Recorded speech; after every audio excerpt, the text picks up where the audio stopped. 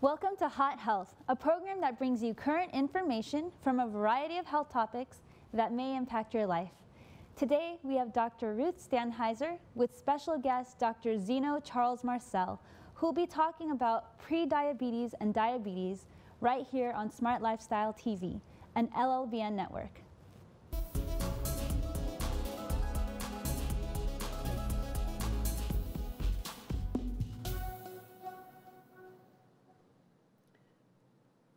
Dr. Marcell, can you tell us a little bit about your background? We're so delighted to have you presenting to us this evening on Hot Topic. Well, thank you very much, Ruth.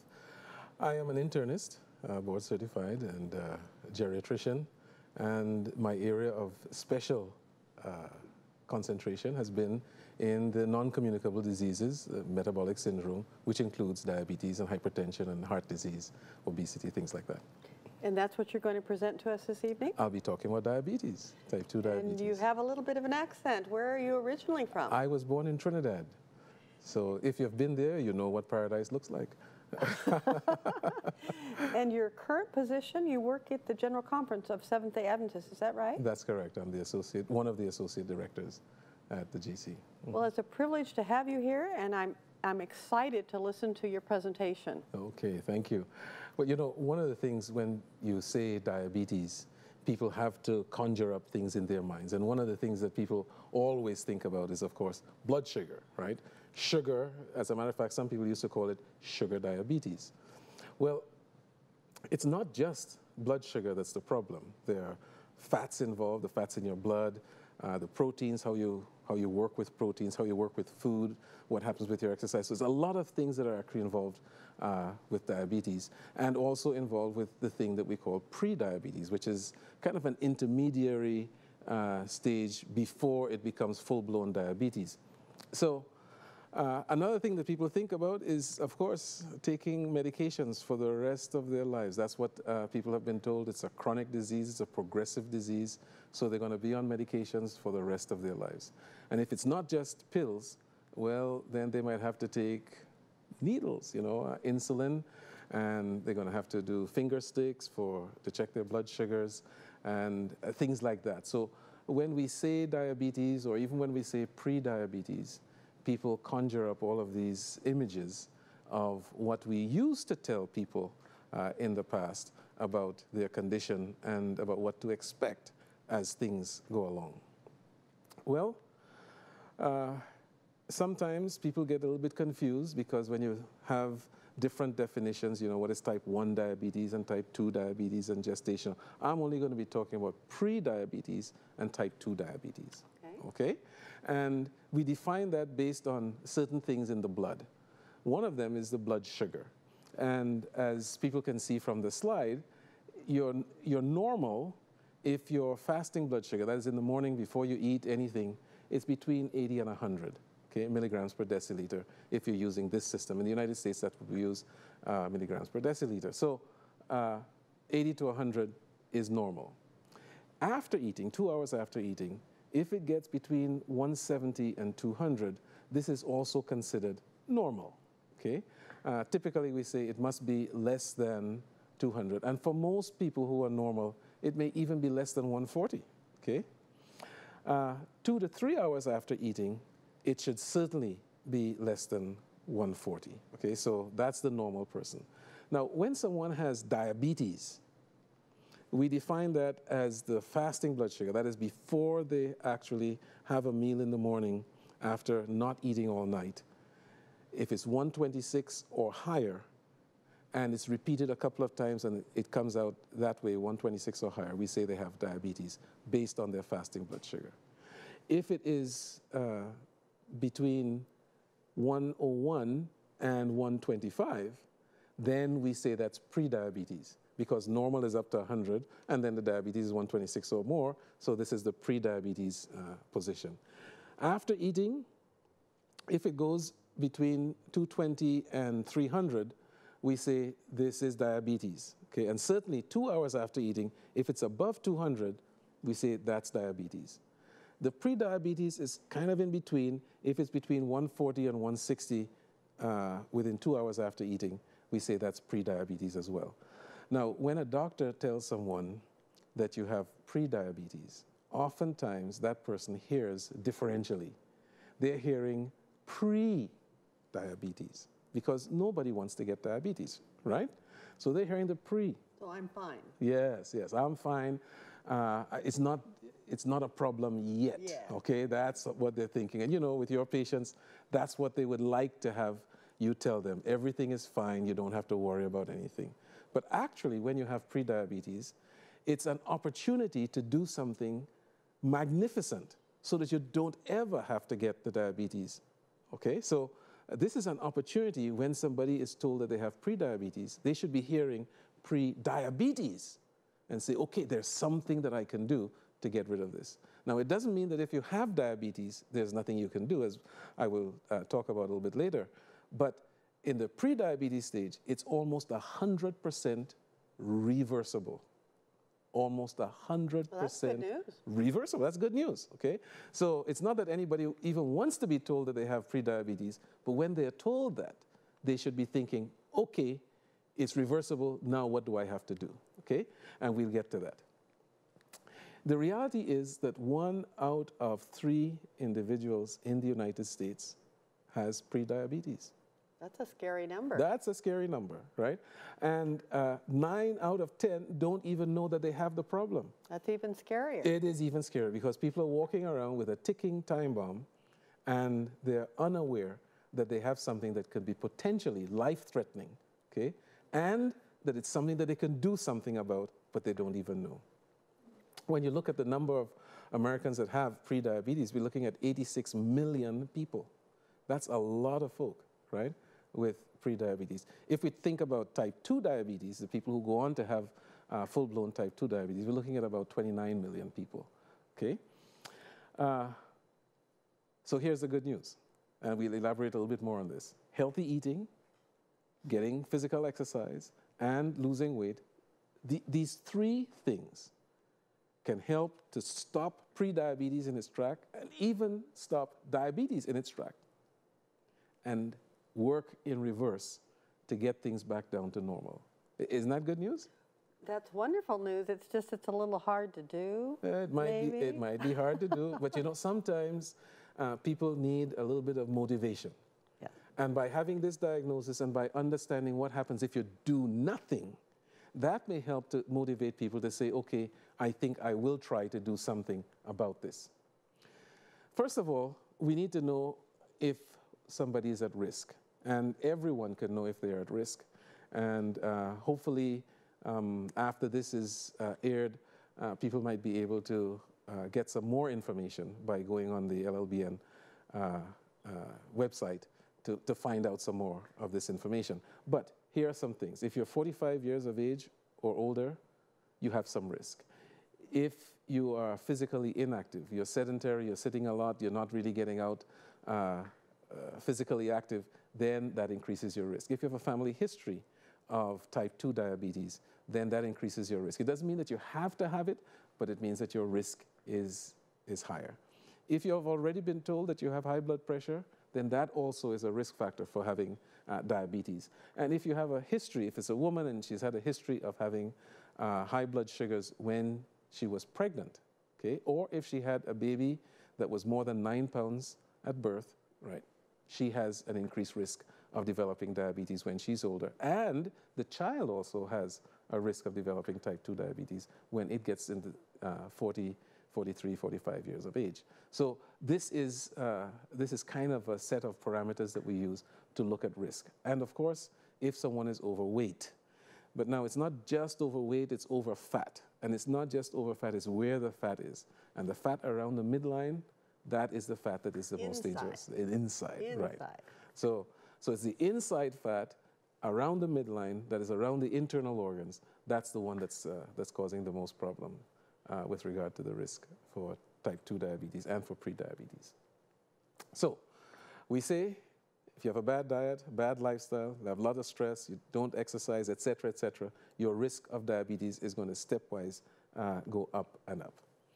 Now, basically what happens with type 2 diabetes, the simplest way to talk about it is to talk about what happens with a few organs. the pancreas produces insulin, big word, insulin. And that insulin works like a key to open the doors or the windows on all of the cells in the body that are sensitive to insulin. And that allows the glucose that's in the blood to be able to be transported into the cell, and the cell then uses this glucose for energy. It sounds really simple. It's really a complex things, but this way, people can understand it very easily. It's like, opening the door and coming in, or opening the door and letting somebody else in, which is what the insulin does, okay? Now, what happens if we're healthy is we have enough insulin on board. The tissues are sensitive enough to the keys coming and opening the doors, and therefore the sugar that's in the blood gets into the tissues in a normal fashion, and the tissues have energy to do what they need to do for their work, whether it's the brain or whether it's the muscle or whether it's the heart, right? They will be having enough glucose to function. Very interestingly, the brain doesn't need insulin in order to take the glucose up, because the way God made us, the brain needs a constant supply of glucose to function normally. So the glucose that's in the blood, the sugar that's in the blood, when it gets to the brain is able to deal with that even without the insulin. Isn't that a good thing? All right. Now, if you have prediabetes, what happens is that the body does not respond the way it should to the insulin. It's as if you're putting the key in the door, but it's hard to open the door, right? So it's either the hinges that are the problem, or the key doesn't fit right, or however you want to do it for this way of explaining. What it means is that you have to work harder. The insulin has to work harder, so to speak, to get the sugar into the cell. And this is called insulin resistance, and this is a problem. But there's another problem that also happens. With the pancreas working to produce all of this insulin, there's also a defect in the pancreas, so it doesn't produce as much keys, it doesn't produce as much insulin over time. And so these two things together, the insulin resistance and not producing enough insulin, those two things together is what tips the scale, and people get full-blown type 2 diabetes. Okay, so that's one of the ways that we can explain things. Now, if we do nothing, we just live the way we're living, we don't know, or we know, and we're just not doing anything, it means that our risk of having a heart attack and heart disease goes up tremendously. And in one study, it was looking at a 13% increase if you have pre-diabetes alone, not even if you have full-blown diabetes. So even the elevated sugar before we've actually said, oh, you're diabetic, there's still abnormal processes going on in the body. Exactly. You see, that sugar and that insulin have an effect on the tissues in the body and the arteries in the body. It increases the risk of cardiovascular disease. It increases the risk of coronary artery disease in general. It increases the risk of stroke, right? So 6% increase in stroke. And death from all causes is increased by over 10% just by having prediabetes. So this is not something that you want to live with and say, well, it's not diabetes yet, everything is going to be all right. It's just not a good position to be in. And when you consider that it's something that's almost 100% reversible, then that should be motivation to say, let's do something about it, okay? If you still persist and you don't do anything, here's what you have in store for you. This is if you become diabetic. If you become diabetic and you don't do anything, you just let it go, okay? You run the risk of blindness, okay? Or at least having eye problems. There's an increased risk of cataracts, an increased risk of what we call retinopathy. That's the lining in the back of the eye that actually takes the image. That gets damaged, and people with diabetes get blinded. That's part of the issue. They end up with kidney disease, something we call diabetic nephropathy. The kidneys first start by more protein being wasted through the kidneys, and then over time there is damage to the kidneys themselves, and this can lead to kidney failure and the need for transplantation and the need for dialysis. So this is not something to take lightly. Similarly, it increases the risk for having a stroke, increases the risk of having a heart attack, and increases the risk of having neuropathy, that is damage to the nerves, where people can have not just numbness and tingling in their legs and arms, etc., but they may also have pain. And painful neuropathy is something that's very difficult to treat. So all of these things are what we can tell somebody, if you don't do anything, this is certainly a path that you might be following, and this is not something that is good. No one says, I always thought I would like to have neuropathy to see how that feels. No, that's not something that people want to have, right? Okay, so in the past, we used to say this is a chronic disease, it's a progressive disease, it's relentless, so whatever you do, you will still end up with some problems. But over the years, we have come to realize that this is something that's reversible. Now, years ago, when we were saying that it was reversible, not everybody wanted to hear that word, right? And still, in some circles, they are a little bit skeptical as to whether it can be reversed or not. So the question is it really reversible? And what do we mean by reversible? Well, can we get the blood sugar back down to normal? Can we get the lipids, the cholesterol and the triglycerides, back down to normal as if someone didn't have diabetes? That there's another test called the hemoglobin A1C, or glycated or glycosylated hemoglobin. That number needs to be less than 5.6. Can we get it back down to that range? Or if that's not happening, then we can't say it's reversed, right? So we have to change the way we think, because sometimes people are set in their ways. They say, well, you know, my dad had diabetes, and this is what happened, and therefore this is what's going to happen to me.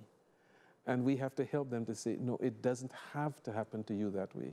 You have a choice in the matter to a large extent as to whether you're going to go down that path or you can choose another path.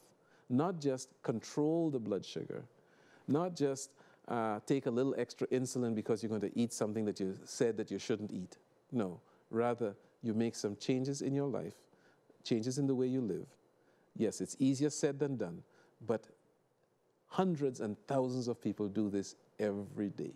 They make changes that reverses the problem.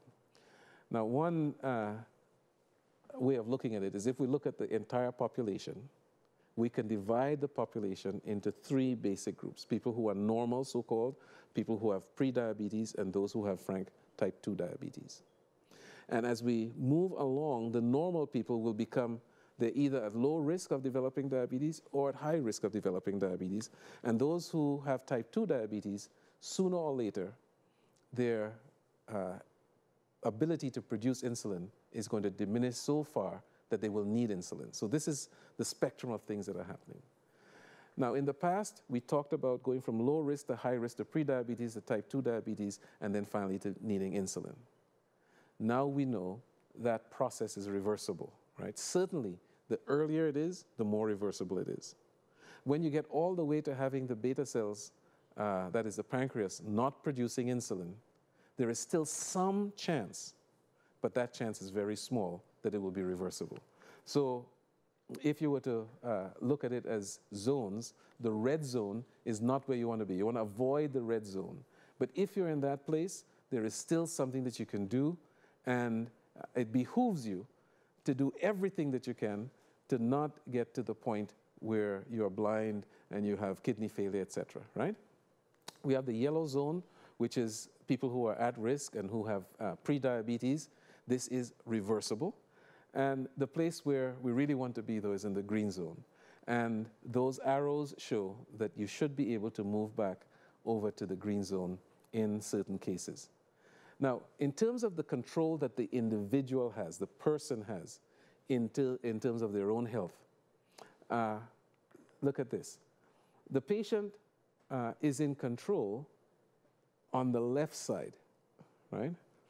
When things get worse and they progress in their diabetic journey, they lose control, and now the system, the medical and the healthcare system, has to take control. You see, a person can't just decide, I'm going to just do dialysis by myself. They get sick, they get they have to be hospitalized, and the system takes over, right? They lose control. So where is it that someone wants to do? And when I talk to patients, when I used to talk to patients, I would ask them, do you want to be in control of this, or do you want somebody else to control this for you, right? And most people want to have some modicum of control of what's going on in their life. They want to have some say in the matter, and therefore we need to help them to move back into the low-risk area, or even if it's the at-risk area, and get that system, that problem under control, okay? Now, the disclaimer is not everyone has a reversible form of type 2 diabetes, but we're looking at 80 to 90% chance of reversibility, 80 to 90%. Now, who does better? The earlier, the better. So if someone doesn't know about it, and they never look at their risk, and they never get checked out, they may never know. By the time they find out, they're already late. Or they can listen to a talk like this, they can check it out themselves on the internet, they can go and talk to their doctor and make sure, if they have high risk, that they get checked out so that they can know what's going on with them. If they have central obesity, they actually have a greater chance of being reversed. Why? Because this particular process is a reversible one, and by changing the diet and the lifestyle, you can decrease the fat in the liver, the fat in the pancreas, and the fat around the organs by going on and changing the way you live. Okay, so if you have this particular physiognomy, if you have this particular shape, right, instead of it being bad news, it is good news because that is reversible. For the folks who are skinny and in their 40s or 50s and they develop what looks like diabetes or type 2 diabetes, oftentimes it's not really type 2 diabetes, it's something else. It's like a delayed form of type 1 diabetes, and these people will probably need to be on insulin, right? So, and that's not a reversible condition at this point, okay? All right, so the nutshell is you can prevent or delay type 2 diabetes, and you can even treat type 2 diabetes by losing weight and losing fat, and losing the fat around the organs and the fat in the liver and in the pancreas. This is the key. Eating healthily and being more active, these are the mechanisms for being able to do that. So it sounds really simple, right? The thing is, when people are motivated, they will do it. When they're not motivated, we have to, nurse them along until such time as they take control for themselves. Now, the very prestigious New England Journal of Medicine, back in 2002, reported this: lifestyle changes and treatment with metformin, which is the most common medication used for treating type 2 diabetes. Both of these, this is lifestyle changes and the metformin drug, both reduce the incidence of diabetes in persons who are at high risk. But, they say, the lifestyle intervention was more effective than the metformin, and this is the truth. So why is it that people choose to use the metformin? Because it's often easier. But it doesn't mean that it's not possible to get things back. So now, I have 8 things, and I'll go through very rapidly. The most effective regimen for type 2 diabetes and the metabolic syndrome. Eat whole plant foods, lower the total processed foods, and eliminate the added sugars. Especially eliminate the added fructose in the diet, but the added sugars in general. Fructose has been shown very clearly to promote the development of insulin resistance and fatty liver. So you want to get rid of the high fructose containing foods, but not the natural foods that contain fructose, like fruits and some of the vegetables. So, but those things where the fructose is added, the high fructose corn syrup, etc., is added, that's a particular problem, okay? You want to replace any of the carbohydrate with good fats and good proteins. So nuts and seeds and avocados and olives and chia and flax, these are all good things to do. You want to have low starch and low simple carbohydrate vegetables, right, such as cauliflower, broccoli, green leafy vegetables, mushrooms, asparagus. These are things that that should become part of your diet. 50 grams of natural fiber that is having more roughage in the food, so to speak, and we get that only from plants. So we do that with the grains and the legumes, and that helps. And if you are thinking about adding fiber to your food, you know, processed food and adding fiber, well, it's better to have the fiber in the food than to have the fiber on the food. But by all means, get the fiber, all right?